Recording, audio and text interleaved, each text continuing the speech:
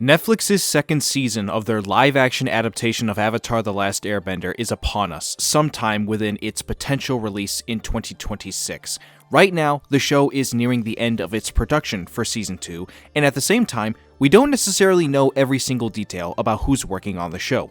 Well, that changes today, as I have some information to share with all of you that might just be a very huge reason for why you can get excited for this upcoming season. Information about a certain aspect of the filmmaking side of the season that in particular makes me intrigued. If you are excited to hear this, sit back, relax, and enjoy some jasmine tea as we run through this Avatar news video.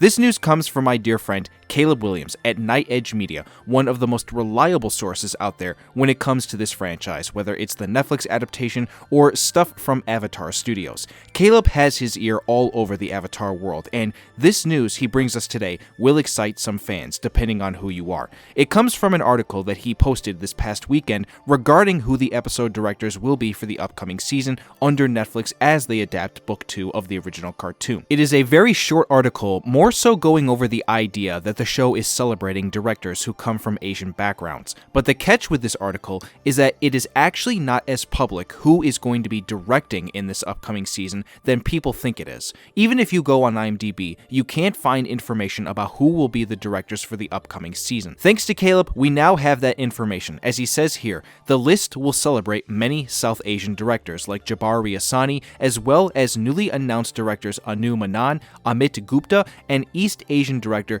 Hiromi Kamada. Each director is expected to direct in 2-episode blocks, which means the second season could still be 8 episodes unless one director directs 1 episode. The episode count has yet to be confirmed. Production will run through March 21st back in Vancouver. It's unknown which of these directors will return for Season 3.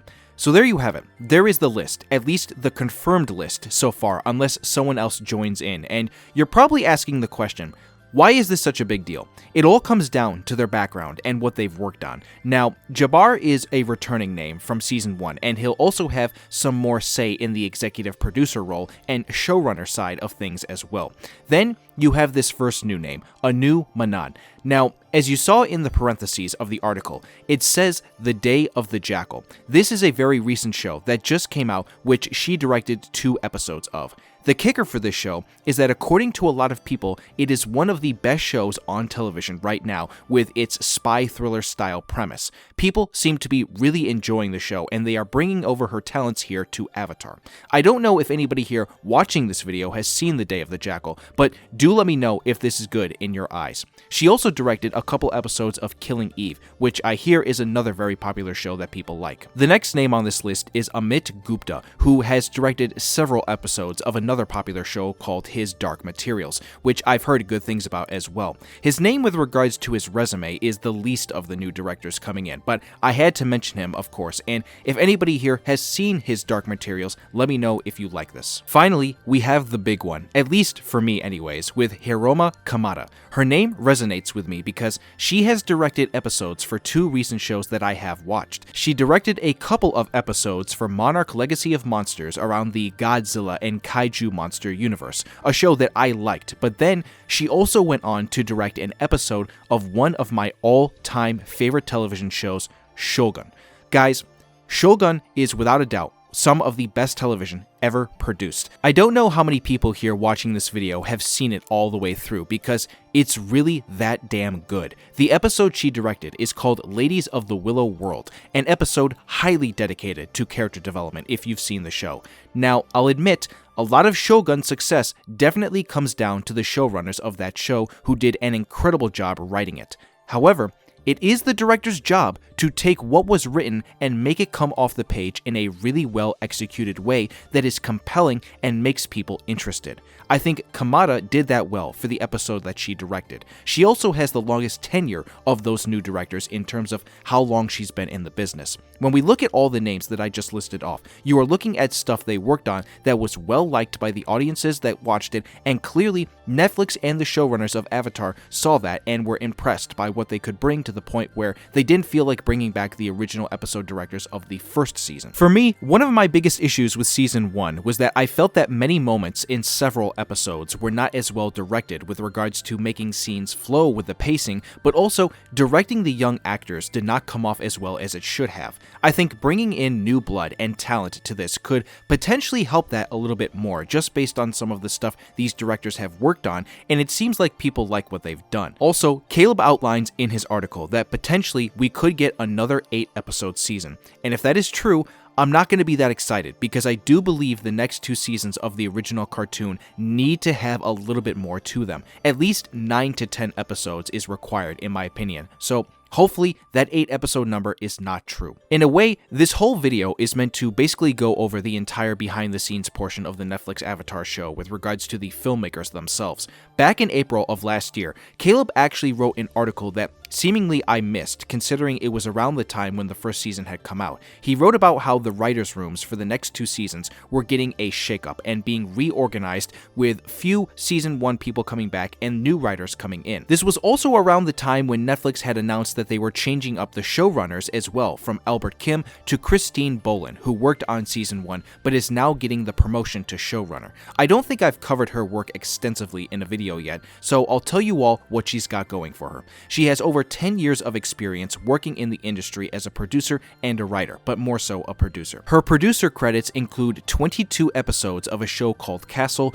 42 episodes of Once Upon a Time, 9 episodes of Cloak and Dagger, 8 episodes of Poker Face, 6 episodes of Citadel on Amazon Prime Video, all 8 episodes of Avatar Netflix Season 1, and then in my opinion, the biggest one, 26 episodes of John Bernthal's Punisher show. Those are just some of the main things that I look to her when it comes to her producing credits, but it is a stacked resume, and no offense to Albert Kim, who is season 1 showrunner, she definitely outmatches what he brought. She worked on a lot more stuff, and she has much more experience. All these shows I just mentioned are to a certain degree very popular and shows that people really liked. On top of that, Caleb Williams has told me that he has heard that she is a great person to work with on the sets and in the writers' rooms, as she is involved in that as well with regards to Season 2 and Season 3 of the Netflix adaptation. I think we are starting to see the effects of her as showrunner in other areas as well. As we know, because I've talked about it already, they are making changes on the shooting production side as well.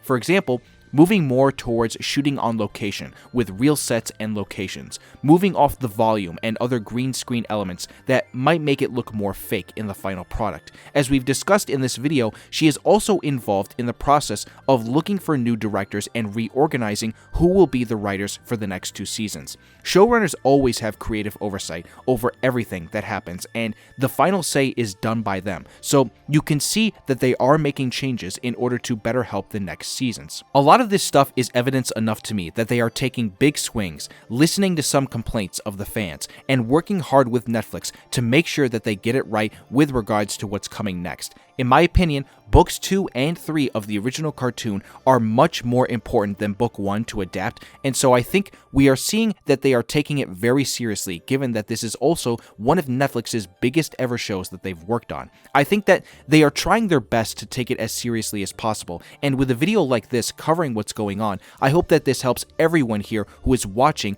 whether you are somebody who was dissatisfied with Season 1 or satisfied. This kind of stuff makes me optimistic for the future of the show, who thought that Season 1 was just okay at best, and I wanted to let you all know what was going on with this, especially since a lot of this information is not fully public yet. And with that being said, I'm going to end the video there. Again, this video was mainly to talk about the new directors, but I also wanted to go over everyone else on the production in case people missed it. I want to give thanks again to Caleb Williams for posting this article. I can always count on him to help. I recommend you go check out his outlet Night Edge Media and give him a follow on Twitter, especially if you want to keep up to date with this stuff. I will link the new article in the description. What do you all think about this? Let me know down below in the comments. If you did enjoy the video and you want to see more, be sure to drop it a like, and if you are new to this channel, subscribe and turn on that notification bell. Thank you all for stopping by Uncle Iroh's Tea Shop. I hope everyone here has a wonderful rest of the day, and I will see you all soon for more Avatar.